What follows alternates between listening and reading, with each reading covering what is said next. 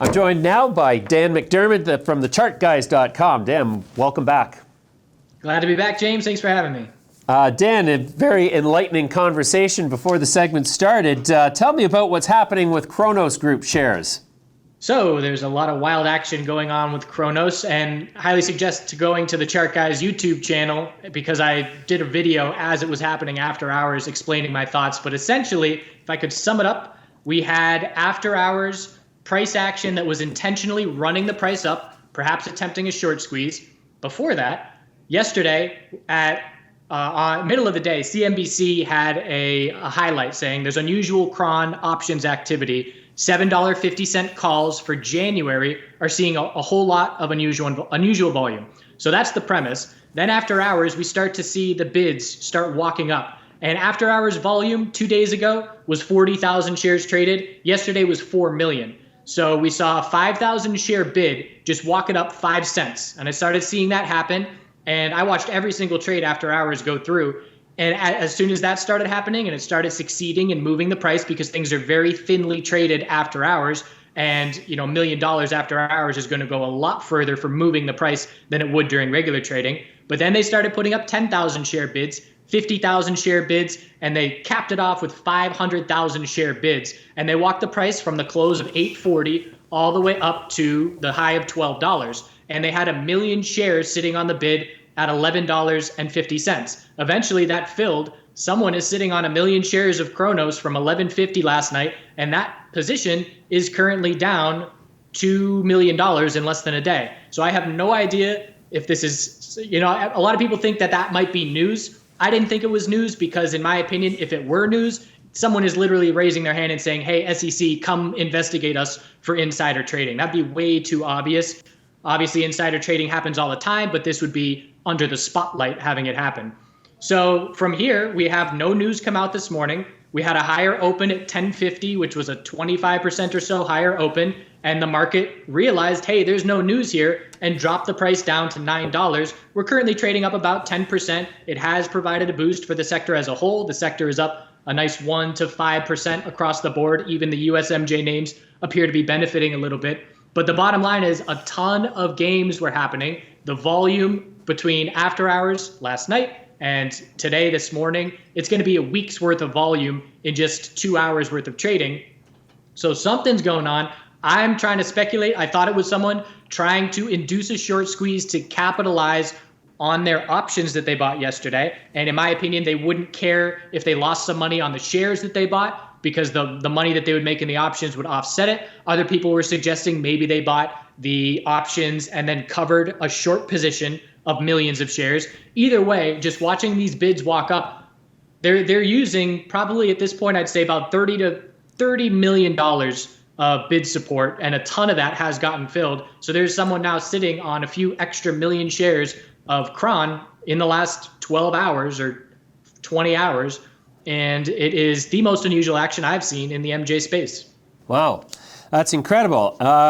Okay, well, we'll wait and see what we get from the company on that. They've got to probably put out a statement of some sort at some time. Let's move on to APHA. APHA gave back most of what it gained on its financials. The questions surrounding distribution revenue and the statement by Irwin that the company was going to be achieving a $1 billion run rate by the end of calendar 2020. Both pretty intriguing developments in and of themselves. How did you play that?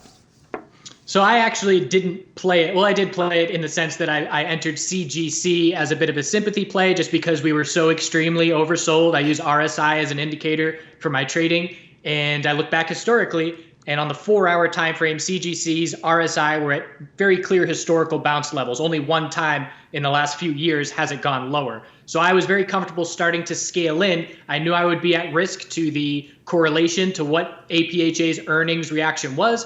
I anticipated that because we had dropped 18% in APHA the 3 days prior to earnings, that a bearish reaction would be mostly priced in, even if the numbers were disappointing. So I like that risk to reward. So I did benefit by trading CGC. But in the end, what it boils down to, what I like to do when I'm looking at a long, drawn out downtrend is I look back at the price and I say, okay, how many days worth of short positions are underwater on this move. And APHA had a very clear resistance at $5.53 on the US side.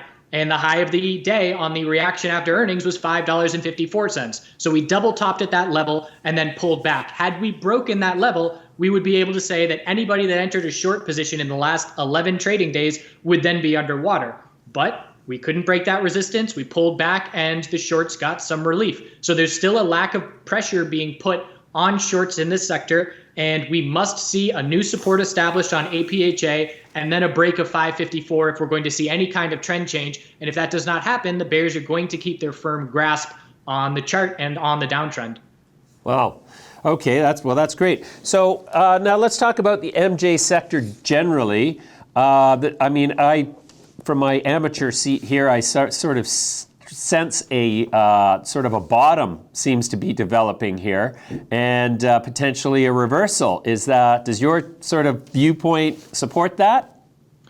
In the short term, absolutely. We have oversold short-term bounces underway, but we've also seen this, 3 or 4 times in the last couple of months that just leads to lower highs, and then we roll over and drop to lower lows. So as always, I must see a higher low and a higher high to change the daily trends, because that's when we start seeing pressure put on shorts. That being said, it is, in my opinion right now, the exact opposite market sentiment compared to the euphoria that we were at all-time highs heading into legalization. We're seeing bears get greedy, in my opinion, and CRON bears almost got, a lot of bears seeing what happened with CRON after hours are probably seeing their greed drop off a little bit and saying, maybe I should lock in a little bit of profit if there's a risk that we could go 40% after hours. And obviously for shorts, it ended up being A-okay at this point, but I think a lot of people might double check their short positions because of that move. So I do believe that these shorts are getting greedy down at these levels. I do believe that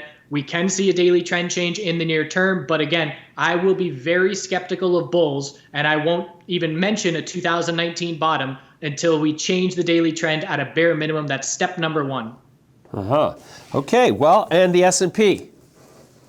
All bull. We're looking at all-time highs. We just had a reaction to some Brexit news pre-market. We are less than 1% from all-time highs on the S&P 500. During all these fear headlines, all these fear articles, recession talk, I just completely block them out, and I don't care about any of that. All I care about is the uptrend, and the weekly chart is in an uptrend, the monthly chart's in an uptrend, and the daily chart's in an uptrend. And if that's the case, I'm going to be bullish. If we break the weekly uptrend, I will change my tune in terms of being a market bull, but that's not looking likely at this point. We just had Netflix earnings, little bit of a bullish reaction, so keeping things in line as far as the rest of the tech sector earnings that are yet to come that will have an influence on the market. But so far, so good for earnings season. Yeah, fantastic. All right, Dan, let's take a look at some of those charts. So here's the 2-minute time frame after hours for CRON, where we see the huge move from 836 all the way up to 1199. Here is where 1 million shares filled. There was a bid for $11.50 with 1 million shares. That filled.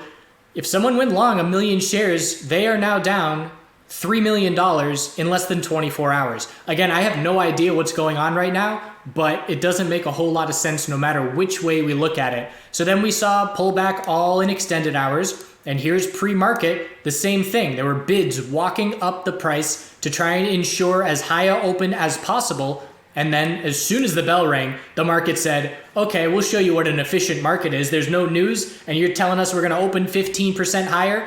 There's all your shorts jumping in, your selling pressure, a bull's locking in profit, and then just like that, we erase the entire move and we pull back under the high of yesterday. So in the end, we're up 4% right now, and it did boost the sector. We've got CGC up 3%, we've got ACB up 5%, so it did have an impact. Hexo's up 15%, but it's really not a whole lot going on as far as what you would expect after watching yesterday after hours. So there's your huge volume.